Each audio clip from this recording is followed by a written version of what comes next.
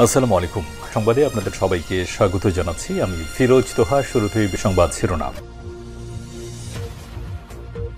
আলহামদুলিল্লাহ, Tel Aviv এবং হাইফাতে নতুন রূপে ধাপে ধাপে ড্রোন এবং ক্ষেপণাস্ত্র হামলা চালাচ্ছে ইরানি বাহিনী। এতে ইহুদিবাদী ইসরায়েলিরা একে একে বিধ্বস্ত হয়ে যাচ্ছে। তারা কোনোভাবেই ইরানের এই হামলা ঠেকাতে পারছে না।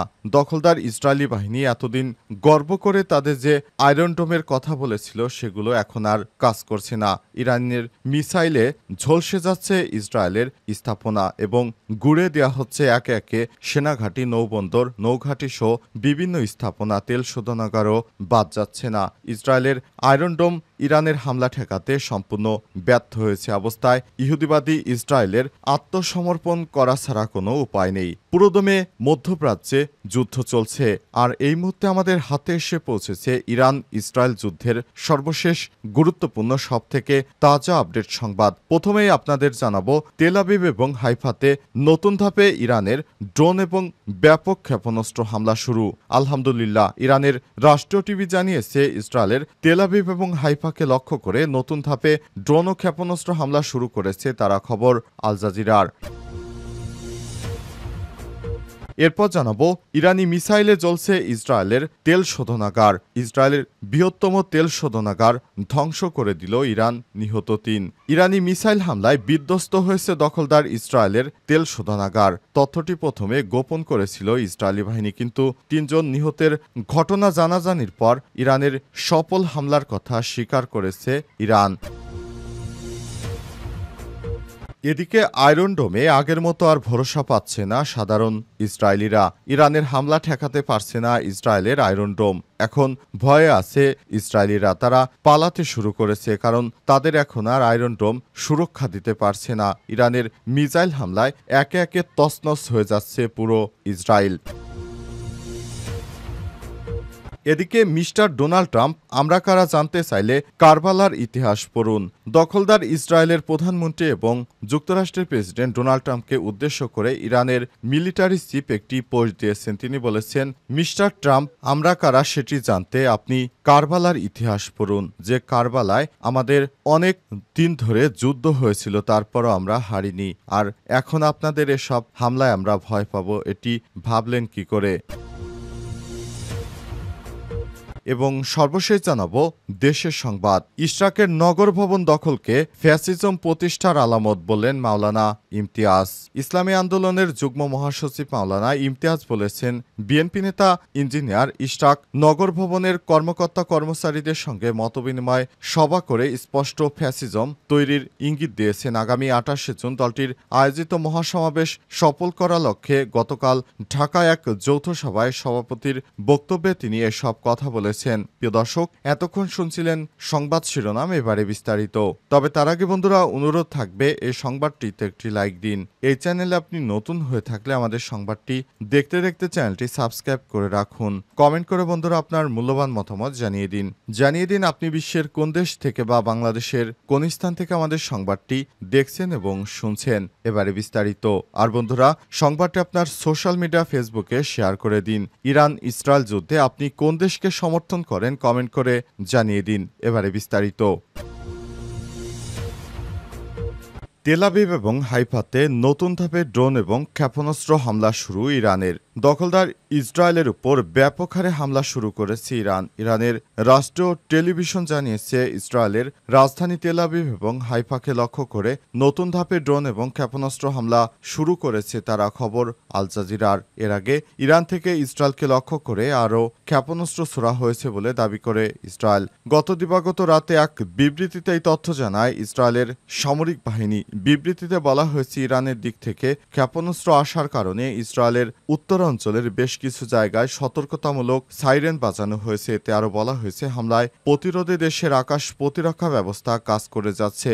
জারি করা বিবৃতিতে পরবর্তী নির্দেশ না দেওয়া পর্যন্ত অঞ্চলগুলোতে বাসিন্দাদের নিরাপদ আশ্রয় থাকতে বলা হয়েছে। এদিকে ইসরায়েলের নাগরিকদের ইসরায়েল ভ্রমণ সম্পর্কে সতর্ক করেছে আমেরিকা। ইরানের সঙ্গে ইসরায়েলের চলমান সংঘাতের কারণে দেশটিতে ভ্রমণ সতর্কতা লেভেল ৪-এ উন্নীত করেছে মার্কিন যুক্তরাষ্ট্র। জারি করা বিবৃতিতে আমেরিকার স্টেট ডিপার্টমেন্ট সশস্ত্র সংঘাত, সন্ত্রাসবাদ এবং অভ্যন্তরীণ অস্থিরতার কারণে নিজেদের নাগরিকদের ইসরায়েলে ভ্রমণ না করার পরামর্শ দিয়েছে। দখলদার ইসরায়েলি বাহিনী এখনও ইরানে থেমে থেমে হামলা চালিয়ে যাচ্ছে। ইরানও পাল্টা হামলার প্রতিক্রিয়া জানাচ্ছে এবং পাশাপাশি ইসরায়েলের বিভিন্ন স্থাপনা গুঁড়িয়ে দিচ্ছে। এতে ইহুদিবাদীরা এখন পালাতে শুরু করেছে। ইরানি মিসাইলে জ্বলছে ইসরায়েলের তেল শোধনাগার, নিহত ৩। ইরানি মিসাইলের হামলায় বিধ্বস্ত হয়েছে ইসরায়েলের তেল শোধনাগার। তথ্যটি প্রথমে গোপন করে রেখেছিল ইসরায়েল, কিন্তু নিহত ৩ জনের পর ইরানি সফল হামলার কথা স্বীকার করেছে ইসরায়েলের প্রতিরক্ষা বাহিনী আইডিএফ। হাইপার মেয়র ইয়োনা ইয়াভান নিশ্চিত করেছেন উত্তরাঞ্চলীয় শহরটিকে লক্ষ্য করে হামলায় ৩ জন নিহত হয়েছে। ইয়াভান চ্যানেল ১২ নিউজকে বলেছেন, নিহত ৩ জন একটি স্থাপনায় কাজ করছিলেন। স্থাপনাটি আমাদের এলাকার জন্য খুবই গুরুত্বপূর্ণ। পরে দখলদার সরকার স্থাপনার জন্য তথ্য প্রকাশের অনুমতি দিলে জানা যায় মিসাইলটি বাজান তেল শোধনাগারের কমপ্লেক্সে আঘাত করেছে। উদ্ধারকারীরা উত্তরাঞ্চলীয় শহরে হামলার সময় ধ্বংসস্তূপের নিচে চাপা পড়া ৩ জন নিখোঁজ ব্যক্তির কাছে পৌঁছানোর জন্য ঘণ্টার পর ঘণ্টা চেষ্টা চালিয়ে যাচ্ছে। মিসাইল বিস্ফোরণে ঘটনাস্থলে আগুন লেগেছিল, ফলে উদ্ধার কাজকে জটিল করে তুলেছে। আজ ইরানের মিসাইল হামলায় হাইপার তেল স্থাপনা ব্যাপক ক্ষতিগ্রস্ত হয়েছে। ওই হামলাতেই ৩ জন মারা যায়। ইয়াভান আরও বলেছেন, শহরের বেশ কয়েকটি বাড়ি এবং অন্যান্য ভবনে ব্যাপক ক্ষতিগ্রস্ত হয়েছে। তবে মাত্র ৪ জন সামান্য আহত অবস্থায় হাসপাতালে ভর্তি, কারণ পুরো এলাকার লোকজনকে আগেই সরিয়ে নিয়েছিল ইসরায়েলের পুলিশ জানিয়েছে, হাইফা এলাকায় মিসাইল হামলায় সম্পত্তি সম্প্রচার করা আন্তর্জাতিক সংবাদ মাধ্যমে সাংবাদিকদের সরিয়ে নিতে পুলিশ কর্মকর্তাদের পাঠানো হয়েছে। একজন মুখপাত্র বলেছেন,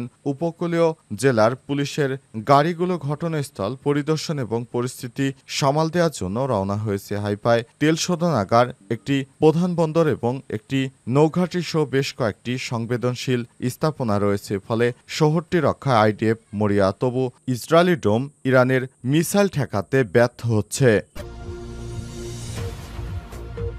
এখন আয়রন ডোমে আগের মতো ভরসা পাচ্ছে না সাধারণ ইসরায়েলিরা। ইহুদিবাদী ইসরায়েলি নাগরিকদের বড় অংশই নিজেদের অত্যাধুনিক আয়রন ডোম বা আকাশ প্রতিরক্ষা ব্যবস্থাকে এতদিন দুর্ভিদ্য বলে মনে করেছিল, কিন্তু গত ৩ দিনে ইরানি হামলায় তাদের সেই অনুভূতির পার্থক্য হয়েছে। দখলদার ইসরায়েলি বাহিনী সেই গর্বের আয়রন ডোমকে একে একে ধসিয়ে দিচ্ছে ইরানের যোদ্ধারা।